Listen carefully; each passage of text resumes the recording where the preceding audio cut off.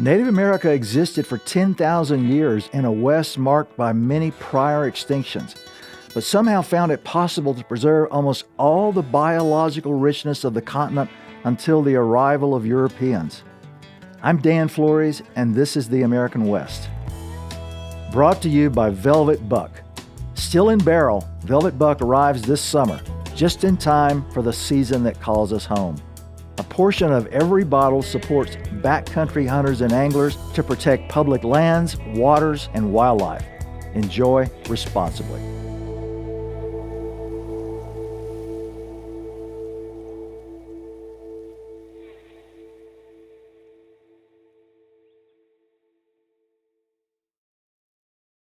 Ravens and Coyotes America.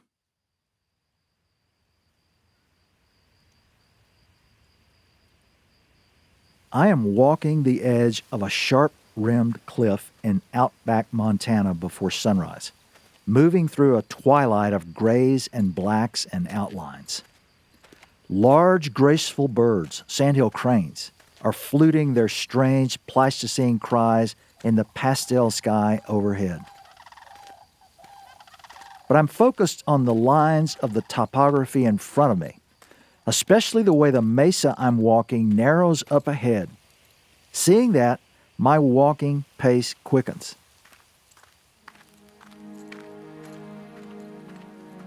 This is a historic piece of ground. Starting some 2,000 years in the past and continuing down to 200 years ago, it was the scene of frenzied, albeit sporadic human activity. Like most historic places, there is something maddeningly mute about the spot now. It's why we often stand and gawk numbly in such places, unable to connect to the events we're supposed to marvel over. But this morning, I'm not going to be stymied by lack of imagination. I'm here with a purpose, my intent to experience at least some part of what a buffalo jump drive was all about. It was fully dark when I arrived here an hour earlier, parked my car at an interpretive sign, finished a cup of coffee, then slowly worked through the boulders to the top of this mesa. While I walked eastward to the luxuriant grassland of a high meadow, the sky had gradually lightened. Now turning back towards the car and the cliff I'd climbed in the dark, I'm becoming caught up in what I tell myself are echoes of the place. Pointing myself down the narrowing mesa towards the far rim rock, I start to jog. I'm running a track that men and other animals have run many times in the past. But in contrast to my lope beneath the fluting cranes, then there would have been the pounding thunder of sharp black hooves cutting through the grass and the alarmed grunting of animals, their huge forms wrapped in billowing clouds of dust that must have made for a ghostly stampede.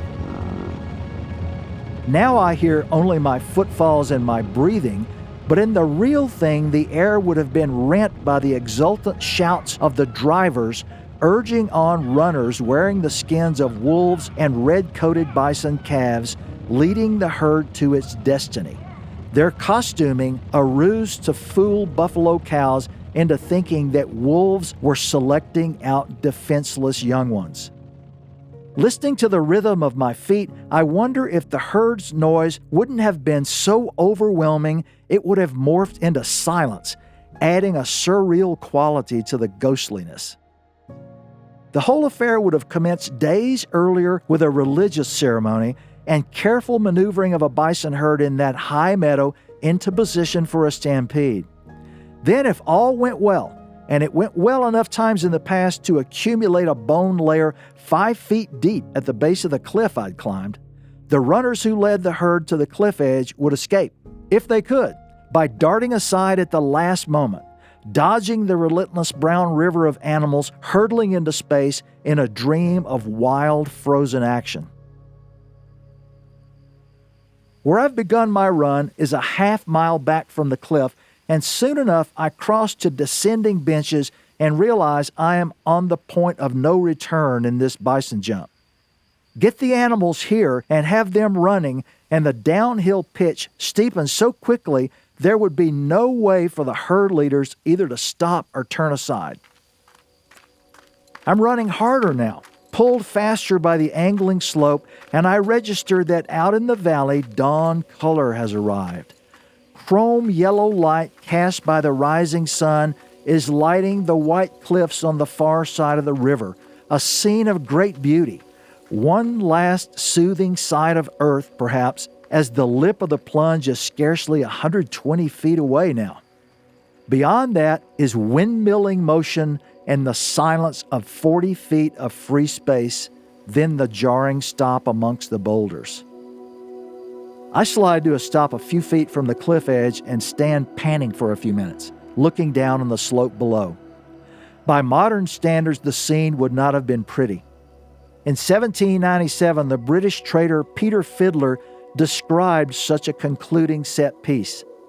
The young men killed the crippled animals with arrows, bayonets tied up on the end of a pole, and etc. The hatchet is frequently used, and it is shocking to see the poor animals thus pent up without any way of escaping.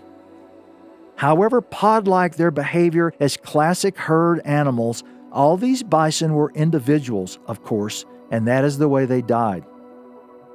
Slanting sunlight, throwing morning shadows hundreds of feet long across the Madison Valley of Montana, lights my face.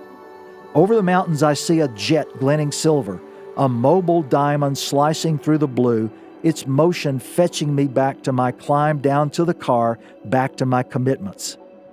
But before I start, I stand for a moment thinking of the bison that died among the boulders below.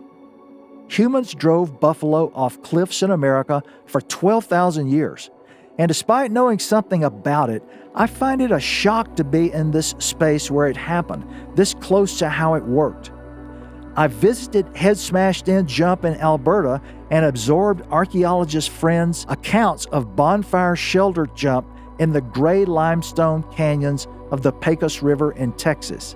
Hearing at the Visitor Center in Canada that Indians carefully utilized every part of the animals, yet knowing that in Texas, the cliff at Bonfire Shelter is scorched hundreds of feet high from the spontaneous combustion of an enormous mangled heap of unutilized bison native hunters drove off the rim above.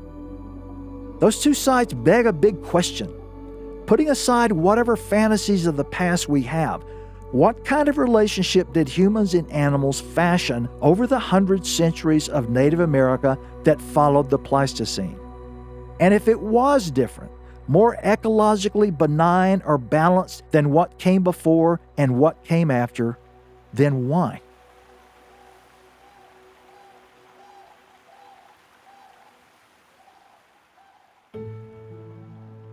Clovicia the Beautiful ended with the demise of elephants and the majority of America's big animals. People were here, but most of the original animals were not.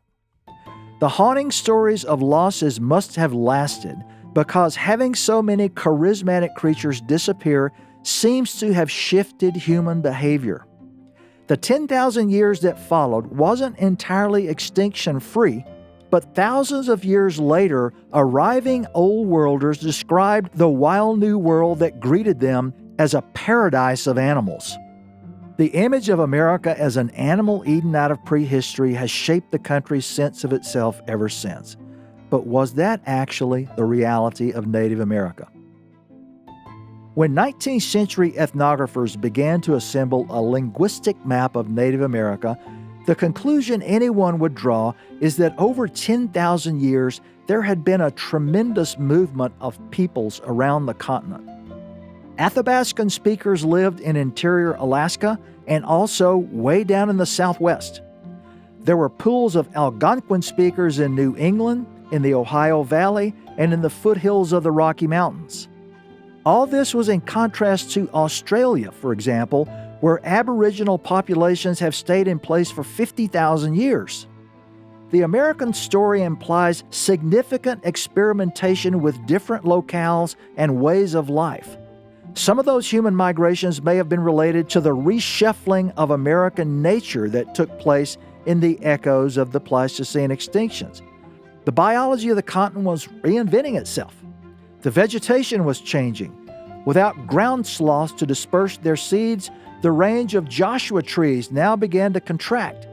And without mammoths to curb them, honey mesquite began to spread. There were so many missing animals that a remarkable number of ecological niches either were vacant or newly filling. The ecological rebirth was most dramatic in the western half of America. The loss of mammoths, giant bison, horses, camels, ground sloths, direwolves, short-faced bears, scavenging birds, and a range of cat predators opened niches at every level. In cases like wolves and bears, there were ready replacement species. With direwolves now extinct, gray wolves and ancient American wolves emerged as the primary canid predators. But with 70% of America's grazers gone, niches for replacements were wide open. With almost no competition, a new, smaller bison supplanted horses, mammoths, and its huge bison ancestors. Within a few centuries, this new dwarf bison grew into a biomass of animals that had almost no analog anywhere else on Earth. Biologists now believe modern bison are a classic example of anthropogenic selection, their size and rapid reproduction shaped by human predation. Seals, sea otters, and sea lions accepted, along with the one pronghorn species that survived to browse the forbs that camels once ate, most of the large animals west of the Mississippi were Asian immigrants. In some parts of the planet, the warmer climate that marked the end of the ice ages allowed hard-pressed humans to try out some new things. But since humans had extensively settled America only 13,000 years ago rather than 45,000, North America didn't yet call for an agricultural revolution the way the Old World did. America's human cultures segued to a stage where animals were still of primary importance, but plants were taking on a more significant role. Archaic is the term anthropologists and archaeologists have long used for humans living this way, by which they mean people existing as hunter-gatherers. So while the Old World experimented with agriculture and domestication, in North America, the hunting-gathering lifestyle continued over vast spans of time and diverse geographies all the way into modern history. Clearly, we ancient hunters of animals surrendered our oldest lifeway with reluctance.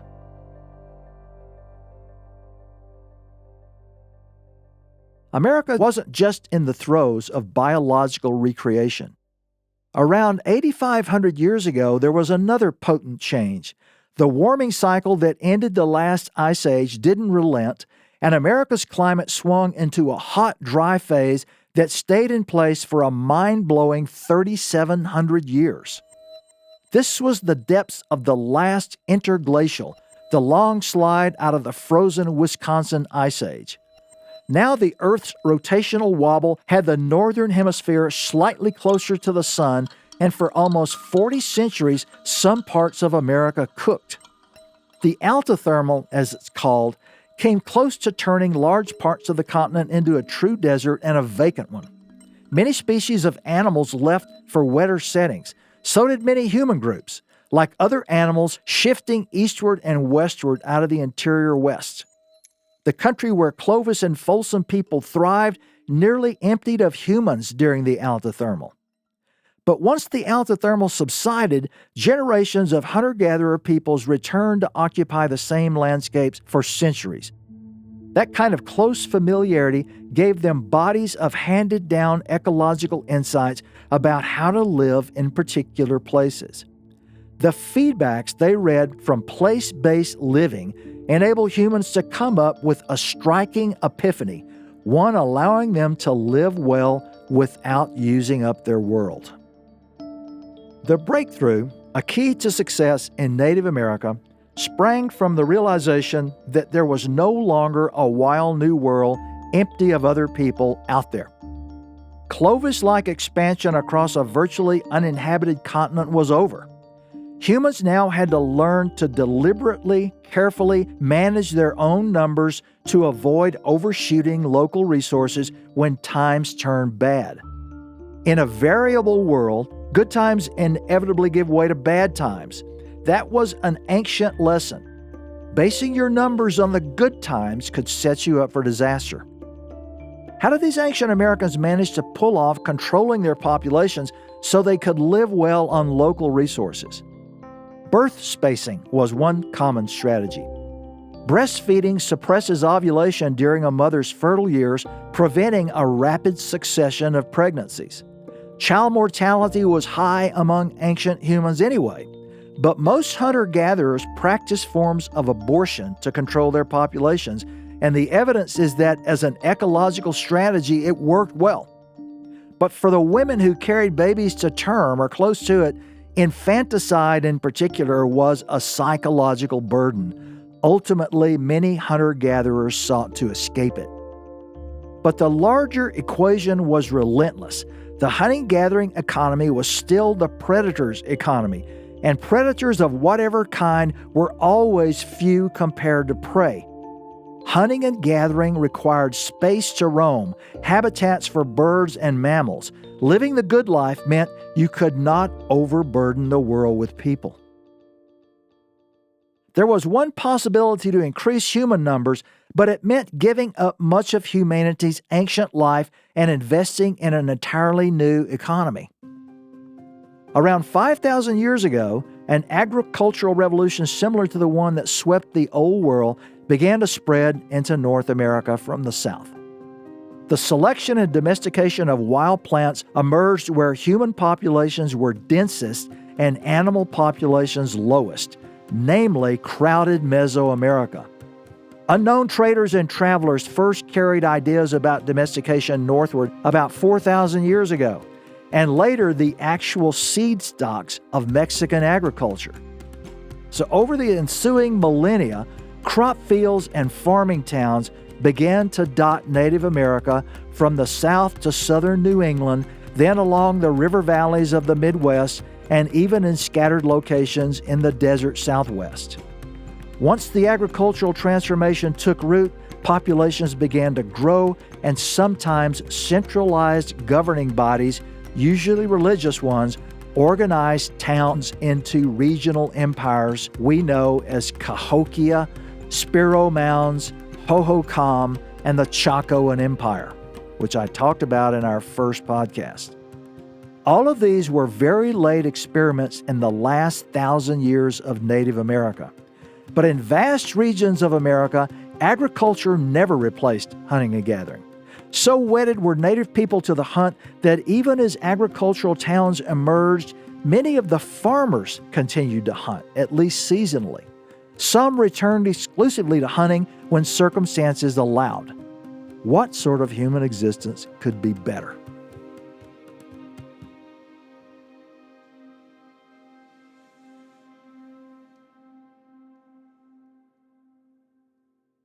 All the evidence indicates that America's native people lived immersed in art, stories, and observations designed around the grand theme of understanding themselves in a sometimes impenetrable world.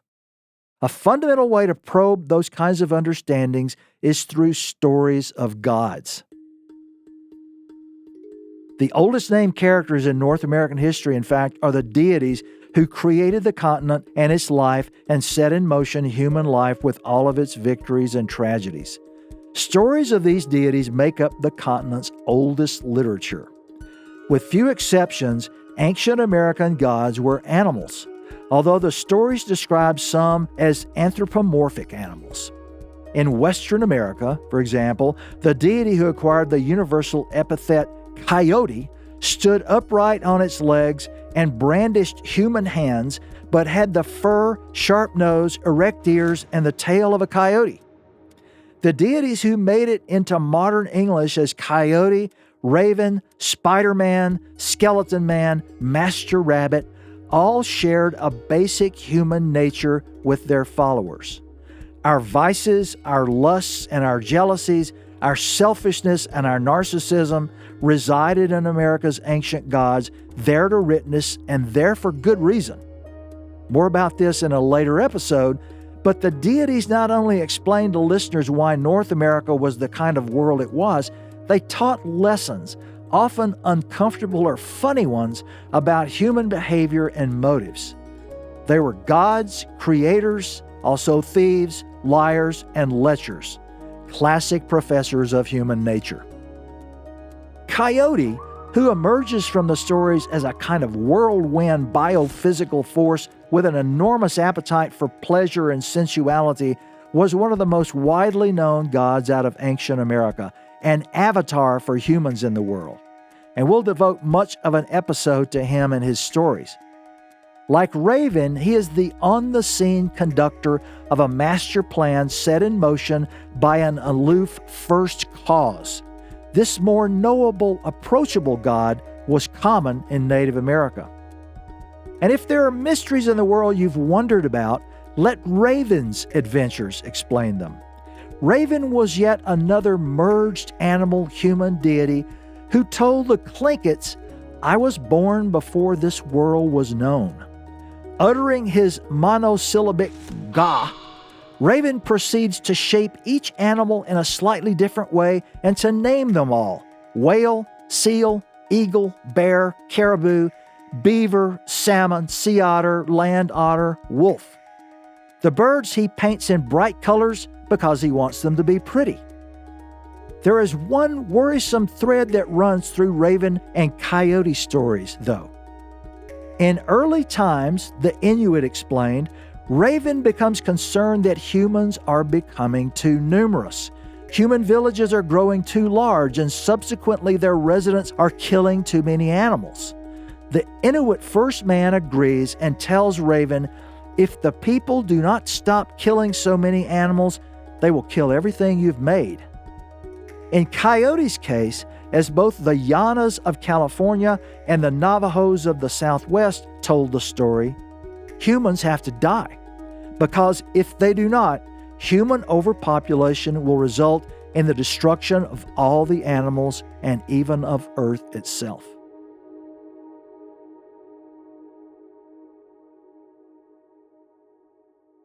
In the early 1930s, a historian of religion named Joseph Epps Brown became fascinated by native religions. He interviewed traditional Lakota elders, including the legendary Black Elk, and ultimately set down the ideas that made up part of hunter-gatherer knowledge about America's animals. Brown's informants perceived the essential nature of animal species as much through dreams and visions as through native science. Bears rule the underground, as bison did the surface and eagles the air. Certain animals illustrated particular traits useful to the human animal. Members of a wolf clan sought to invoke the wolf's cooperative skills in hunting and killing. If a young man on a vision quest heard a bull elk bugle for cows in the crisp air of autumn, he might then regard the elk as a totem whose potent sexuality he could internalize. These elders also recalled a connection involving energy flow between creatures.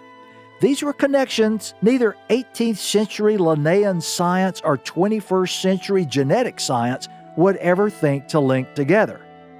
What the Lakotas called umi or yum was whirlwind power, the unrestrained residue of the energy of the four winds. They remembered whirlwind power as much sought, in part because possessing it made one difficult to attack in battle. But only a small number of special animals, spiders, also moths, dragonflies, and bears, elk, and bison, possessed the whirlwind secret. As for bison, seasonal winds coming from the north or south seemed part of their mystery, bringing them or taking them away. A south wind might produce herds that blanketed the landscape from horizon to horizon.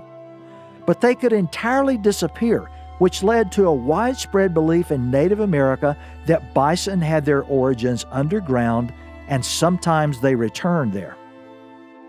As had been true of our first hunting ancestors in Africa, true of the Neanderthals, true of the Clovis people, Native ceremonial lives centered on an ancient human desire to control nature. But they did so primarily as part of a religious philosophy, not a scientific one. Managing animals based on population modeling, carrying capacity of landscapes, or selective sustainable harvest, as modern ecologists and biologists do, would have been incomprehensible because native cause-effect explanations for why things happened relied on completely different premises. The religions through which native people understood animals were, however, superb at apprehending the kinship between animals and humans. Crucial in Native America was knowledge about how to influence animals in a realm usually defined as supernatural, an essential part of religion. A friend from my years in Montana, Professor Rosalind Lapierre, has done the best insider account so far of the invisible reality that was central to this 10,000-year-old world. Rosalind's own Blackfeet people possessed what she calls a powerful worldview that suggests the Blackfeet desire to manipulate animals and nature is a deep-seated human impulse, available through the assistance of supernatural allies. The degree of power one possessed to call on those allies determined how much you could make happen. Human beings could become vectors of power from these supernatural realms if a sacred being sought them out, or through a vision quest or other effort to find a sympathetic animal ally, or even by purchasing power from someone who already had it. Another intriguing look at native religious traditions with respect to animals comes from the work of an anthropologist who lived with the Athabascan-speaking Coyote peoples of Alaska. The Coyotes preserve an ideology with powerful echoes of how life in the 10 millennia span of Native America must have worked. Keen observational naturalists with a highly refined knowledge of animal behavior, the Coyotes trace their link with animals back to what they called distant time, when animals were human and spoke human languages. The deity animal was ever-watching Raven. Raven rarely missed anything and was always alert to violations of taboos about how to treat animals and respect them. Many Raven stories were about the bad luck that befell people who transgressed against the animal world. Animals were critical to a major life force, luck, that could make or break a person's life. Luck was an award from ever-watching Raven as a result of correct behavior towards animals. And the most correct behavior of all was treating them as kin. 10,000 years ago, the entire human population of planet Earth numbered only about 4 million. Across all the Americas, humans then likely made up only a quarter of that number. North America probably had barely 500,000 people then, fewer than a single large city in our time. Agriculture changed that. But because big parts of the continent were unsuited to farming, and because farming was a new development, America wasn't entirely remade by agriculture the way Europe or Asia were. By 500 years ago, the best guess is that America north of Mexico had grown its population to just under 4 million people. 4 million people spread across a landscape that in the 21st century supports 400 million seems explanation enough for why humans and wild animals coexisted well for so long in Native America. That might be an argument that for hunting and gathering and subsistence farming economies, 4 million people was just about the carrying capacity of the American landscape. The effects accumulated, though. Across the final 1,500 years of Native America before Old Worlders arrived, a cumulative total of 150 to 200 million people lived out their lives north of Mexico. America was no howling wilderness. It was a long-inhabited, lived-in world. Humans are biological, after all, and no species gets a free ride in nature. In some American archaeological sites, animal remains show a significant decline over time. The massive Emeryville Mound site on the shore of San Francisco Bay portrays a steady decline in the bones of sturgeon, salmon, deer, elk, and pronghorns, demonstrating a drawdown of local wildlife as human populations grew in native California. Elk remains in many continental archaeological sites are so scarce that some scientists suggest that elk numbers must have been suppressed, and the almost certain cause was human hunting. There was also at least one human-caused wildlife extinction in Native America. As humans spread around the world, flightless birds were always particularly vulnerable, and the Pacific coast of California and Oregon, along with the Channel Islands, held one, a flightless sea duck in the genus Chindites. In the past decade, researchers dating the remains of these goose-sized ducks from 6 coastal sites concluded that humans began killing them 10,000 years ago, just as the Pleistocene gave way to Native America. Wiping them out was hardly the 3-century blitzkriegs that took out mammoths, or later passenger pigeons or bison, but by 2,400 years ago, people had hunted Pacific flightless sea ducks to extinction. Judging from the stories people preserved of their cultural heroes, the most common environmental overreach, though, was what the Inuit raven story feared: overhunting brought on by growing human numbers. Coyotes and ravens America existed for 75 times longer than the United States has so far. So it shouldn't be a surprise that a history reaching beyond human memory would provoke a religious awe from its human inhabitants. Native America's culture heroes taught that the key to the animal-human relationship was kinship. Animals were people. They had families and societies, opinions and cultural memories. Like people, they also possessed something essential to them, a breath or a spirit that survived death. Respect came from honoring that humans and animals were kin and acknowledging that we and they could move between one another's cultures because we sprang from the same source. This became the key when, because of some human hubris that violated the arrangement, the animals retaliated by withdrawing from humans' presence. Pleading with bison, elk, deer to return and rebalance the world thus became a focus of some of the grand ceremonies Native peoples developed in North America. When Old Worlders arrived in America 500 years ago, Central and South America held more than 50 million people. But in what is now the United States and Canada, hunting and gathering culture still prevailed across vast stretches, and here the human population had not yet reached 5 million. Even with human numbers seemingly so slight, 500 generations of humans had physically transformed North America. To the native peoples, the continent was occupied, settled, its birds and reptiles and mammals all intimately known and considered kin. Even with fewer than 5 million inhabitants, parts of America held large enough numbers of people that wild animals weren't always abundant. But save one, all the species that had survived the Pleistocene extinctions still existed. Beavers continued to engineer a watery landscape. Shorebirds and ducks filled the skies, and bears, wolves, and other predators still played their crucial roles in American ecologies. Even with thousands of years of human harvest, bison and passenger pigeons were still among the most numerous species on Earth. But the change that was coming was on a scale no one could possibly fathom. Since the Ice Age ebbed and northern seas flooded Beringia, America's animals and humans had lived in near total isolation from the rest of Earth.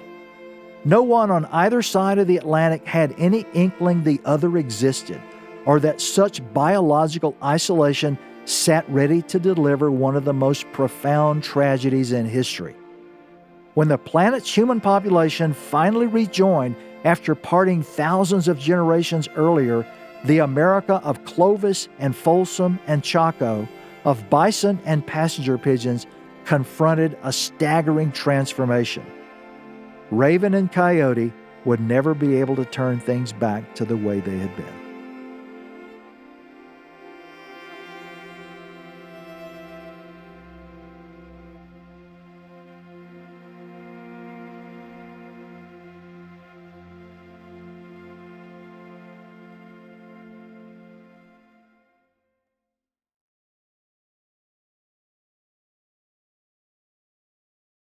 Dan, last time we talked about, in the 1970s, there being this very popular conception of Native people as being inherently environmentalist.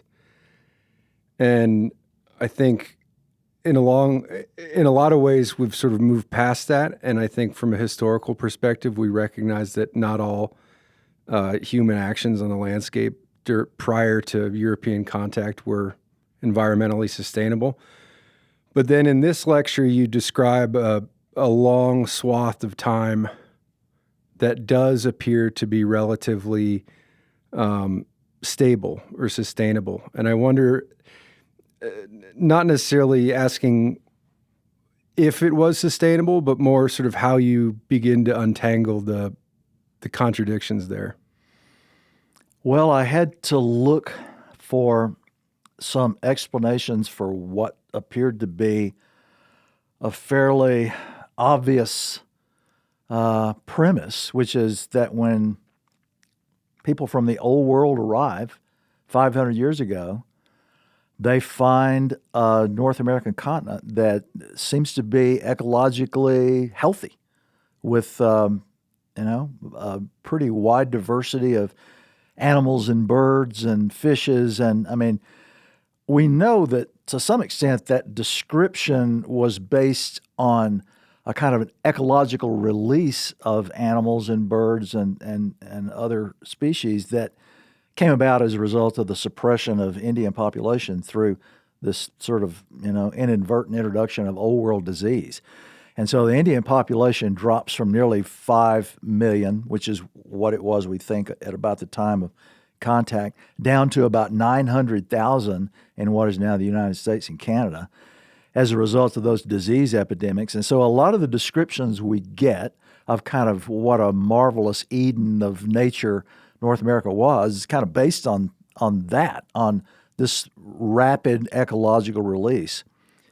But on the other hand, when you sort of try to survey the range of species that were present, we think were present, say, 10,000 years ago, and the ones that were still present 500 years ago, there's not really a substantial difference in the range. Now, there's no question, there's evidence here and there that there were reductions in numbers of particular species.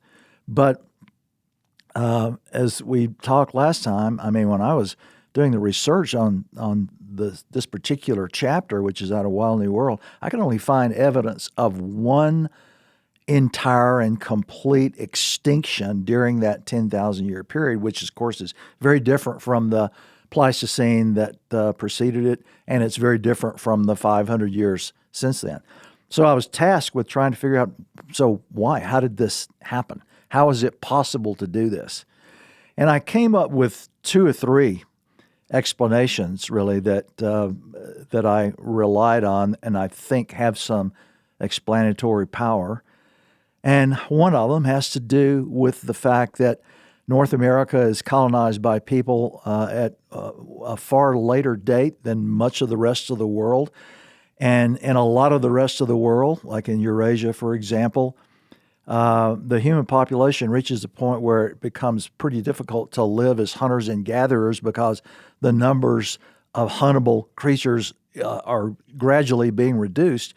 And so at the end of the Pleistocene, that sort of stimulates what we call the Neolithic revolution in the old world, the agricultural revolution, where you start relying a lot on growing crops. People start living in towns rather than hunting across the landscape.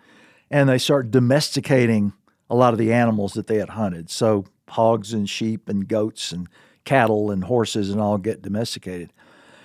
But because North America was settled a lot later, although agriculture does get a start in North America about 4,000 or 5,000 years ago, it never reaches the kind of epic level that it does in the old world, so that a lot of America is still populated by hunter-gatherer groups. I mean, there's agriculture certainly in the South and as far north as southern New England. There's, of course, a big agricultural region in the Southwest based on irrigated crops and Mexican cultivars. But a lot of, say, the Great Plains, the Rocky Mountains, the Pacific Northwest, California, which has a very dense population of native people, they never become agricultural.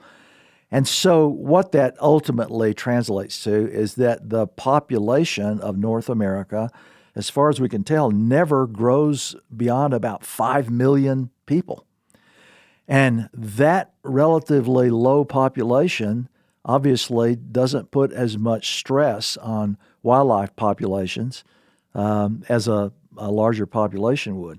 Then I also came to the conclusion that by not having domesticated animals, and native people, I mean, they had obviously dogs, and a lot of groups domesticated wild turkeys, especially in the Southwest, because they were kind of starving for protein, and turkeys as domesticated birds provided a possibility for that.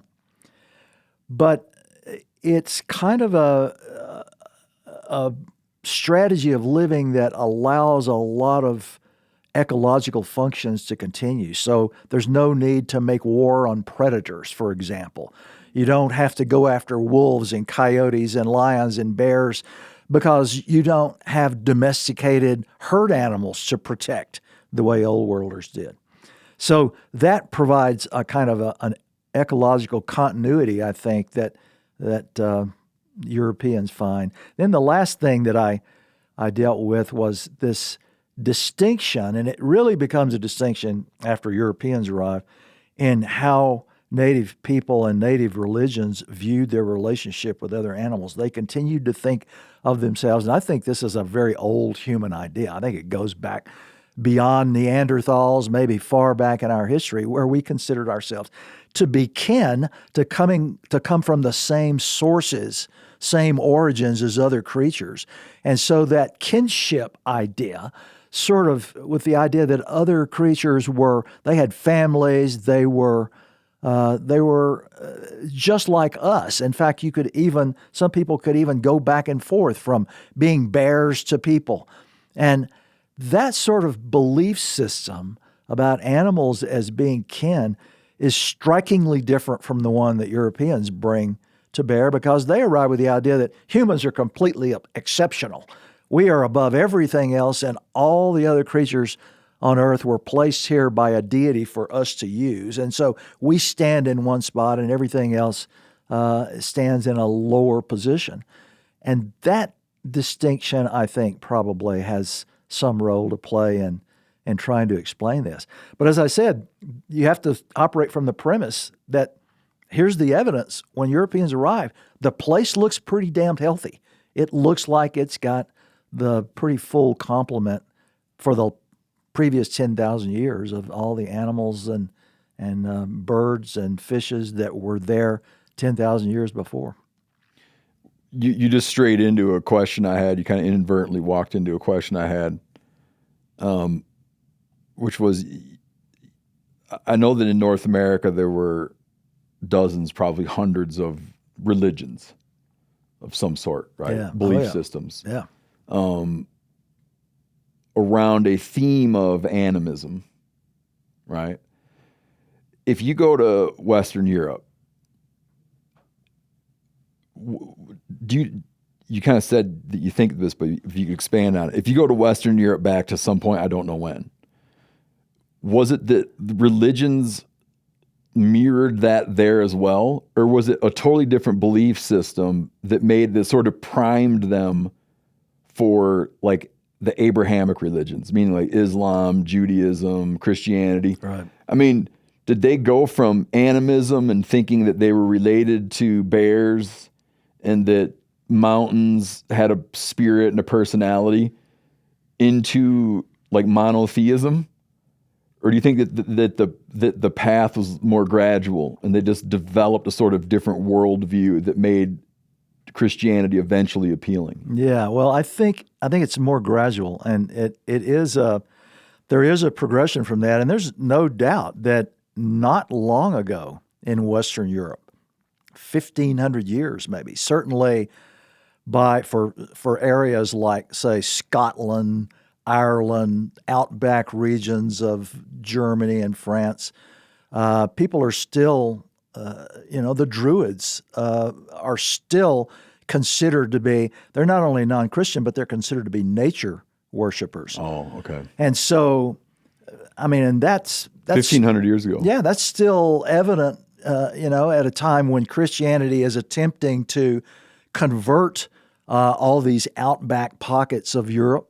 But even by that point, 1,500 years ago, say the Vikings, for example, some of those Viking groups share this idea that they are related still to deities that are found in mountains and to various animals. But there's been a progression already, and you can see it from this kind of animistic religious tradition in the Greeks, because the Greeks began about 2,500 years ago, sort of steadily moving from the idea of polytheistic animal deities and deities that are found in landscapes to human gods, but they don't have a single one. They will have Demeter, for example, who becomes the goddess of the crops, and they'll have Poseidon, and they'll have Artemis, who is the goddess of the wild creatures. And so, but Artemis and Poseidon and Demeter are all in human form. So there's been a progression from the idea that you have a creature like, say, Coyote, who is a Paleolithic deity in North America, who can stand on his hind legs and may have opposable thumbs, but he also has coyote snout, erect ears. He has coyote tail. So Coyote is sort of in the process of doing the same thing in North America, sort of becoming human. So the Greeks do that so that their deities ultimately become human-like deities. And then ultimately, of course, in Judeo-Christianity, the idea is there is a single. They narrow it way down. They narrow it down to a single deity who lives in the sky rather than in a mountain or in a population of animals. Yeah. I think when I was looking at this episode, it's an episode about a long period of time from the Pleistocene extinctions up until first contact, essentially. And it treats it almost as a whole. And I think that has a lot of explanatory power. But also there's moments in it where you can drill down and say, like, Cahokia. There are these stories of these rise and fall of civilization, which on its own is sort of this epic historical tale, right? Even if we don't have all the details. Yeah. But I kind of wonder how you think about that, the big picture compared to the small picture, and sort of what you gain by looking at the big picture and what you lose without zeroing in on these like sort of epic human stories. Yeah, well, that's obviously a great question.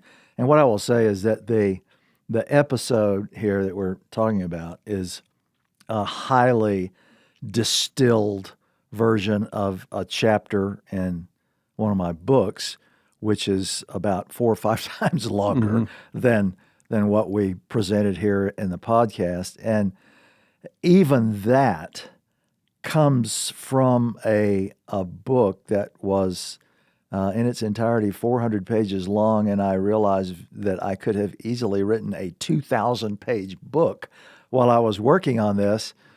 And so it becomes, sort of a matter of, all right, in terms of the book and the chapter particularly, and to a certain extent the podcast as well, how many people are interested in reading a 2,000-page book? So I've got to make the book 400 pages. And how many people are interested in listening to a 3.5 hour podcast. I've got to make the podcast has got to be only 35 or 40 minutes or something, or an hour or whatever we're doing. So yeah, it's Randall, very humane that you keep your audience in mind. well, I mean, yeah. I mean, I started out as a writer for magazines, and I had editors who drilled that into me when I was in my early 20s, that you had to think about the audience. And so I've always kind of, as a result of that, I think I've never kind of gotten over the notion of I got to think about, the readers, and I can't lay an enormous kind of thing on top, especially today where people, are not committed to the idea necessarily of reading. Oh yeah, no, I didn't mean that to be a question of like, why didn't you do this, or why'd you leave this out? But it's more like that story is comprehensible, read at a certain level. Yeah. Right, and you gain a lot from the big, broad, sweeping history, but there's also all of this drama that sort of lies beneath the surface of that. Mm-hmm. You're exactly right. And so the truth is, with a story like that, I mean, that's an attempt to cover 10,000 years in sort of one quick sweep. And I mean, it does give, I think, some narrative power to it, doing it that way. But I would hope that for a lot of people who are fascinated, for example, by whatever one says about Cahokia or Chaco, that they would dig deeper, because, the stories are phenomenal and they are far richer than one can tell in an attempt to kind of do a broad coverage. I got one last one for you. With your book, Wild New World, where you tell the story of wildlife in America, and you start, with the Chicxulub impact, or like the destruction of the dinosaurs, which happened just off the coast of our, kind of the coast of our current day country. And then you track all the way through to the present, and then you kind of dabble in the future for a minute. Like, I'm not going to go read one of those for every continent right now, but I'm dying to read that for South America. Like, there's the language barrier, but does that kind of work exist? Like, does what you do, are you aware of your, like, a South American counterpart, an Asian counterpart, an African counterpart who are saying, like, who are doing that type of work in those places? Or is there something particular about the North American story that makes it possible in North America, possible and not to do it? Yeah, like, does elsewhere? that book exist about South America? I am not aware of a book like that existing for South America. I mean, I think probably Australia may come the closest to having work like that.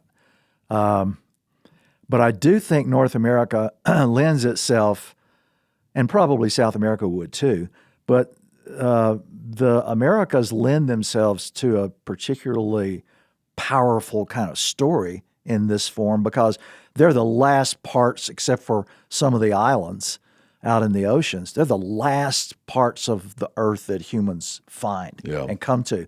And so by the time we find the Americas, I mean, we're pretty much who we are now. But we had also been living 45,000 generations as hunters. And so we're really, really good at that. And the other thing, of course, that I think makes it a powerful story is that it's fairly evident, at least I think it's evident, I argue that in Wild New World, that one of the things that propels our migration around the world is that we're doing something that, all of us today still do. We all love getting out to a spot where, man, okay, there's not a single other car at the trailhead. I'm looking over this valley. I do not see a single other campfire. We're the only ones. My buddies and I are the only ones that are going to be backpacking into this mountain valley this weekend. And what I think people were doing as they moved out of Africa into the Middle East, into Europe, into Asia, is they were propelled constantly by looking for places that other humans hadn't been, because that implied to them that the resources were going to be just rich and available. The animals were going to be innocent of humans as hunters. I mean, and it propelled us around the world. And it's probably one of the reasons, without us really being conscious of it, we still tend to be fascinated with exploration and with going to the moon, going to Mars, going to, Titan, Saturn's moons, or Europa, one of Jupiter's moons. I mean, we're still fascinated by this idea of going into new places. And as I said, I certainly experience this all the time, and I know, I'm pretty sure probably you guys do as well. This is something we always feel good about is, man, I'm looking out over this country and I don't see evidence of anybody else in it. Yeah. Well, Dan, thanks, man. I look forward to jumping into the next episode. Thanks, Stephen. Randall, appreciate it.